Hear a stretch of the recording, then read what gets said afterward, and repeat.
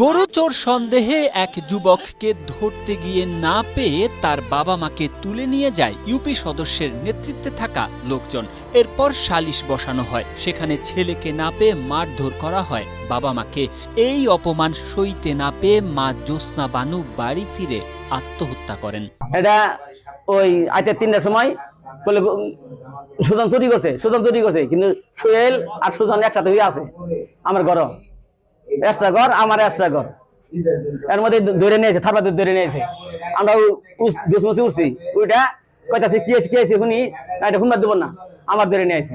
কেন পোলা চুরি করে আমরা মারি দিছে, পোলা হল চুর না। স্ট্রবেরি সুপার ডটেড ও ক্লাসিক ভ্যারিয়েন্ট সেন্সেশন জাগুক শিহরণ।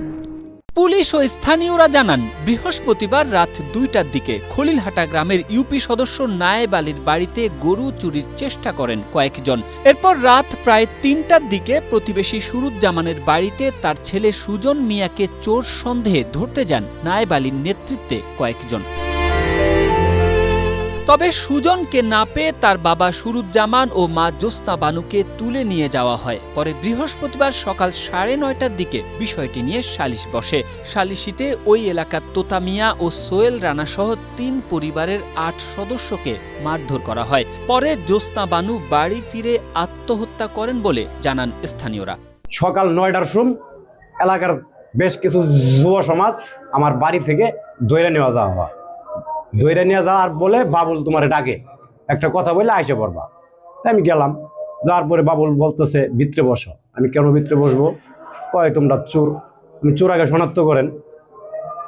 তারপরে নাইবেলি পুলিশের বইয়ের ডাক দিল, দেন তো রায় না, কয় হয় করে কিন্তু দেখছি।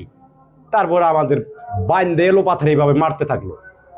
ওনার ওয়াইফও আসে ও জায়গায়, ওনার ওয়াইফরেও মারে ওইভাবে এলো পাথার এইভাবে, যে যেভাবে পারতেছে। এটা নাইবেলি নম্বরের নেতৃত্বে করছে। তারপর আমরা এখানে সংবাদ পাই যে ওনার বউ মারা গেছে। আমার ছেলে ঘর শুয়ে আছে, ঘর তো নিয়ে গেছে গ্রামের মানুষে নিয়ে যায়। ওর পাশাপাশি আমও গেছি, আমার পোলারও বাইন্দা ছুঁয়ে মারছে, আমারও মারছে।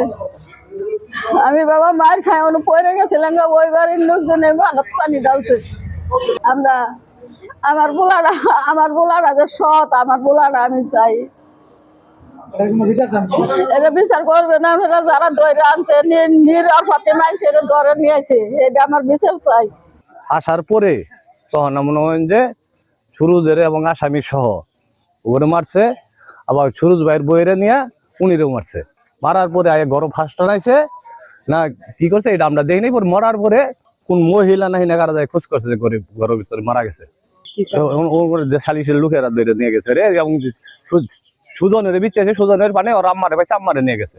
মায়ের জরুরি মনে করেন চুলির মুঠে ধরে ফালাই দিছিল, ফালাই দেওয়ার পরে মনে হয় লাথি লুতি দিছে। এটা মনে হয় পুষ্পাসাম করলে ওটা বুঝার হবে যে করছে না করছে, আসলে আঘাত আছে কিনা নাই আছে।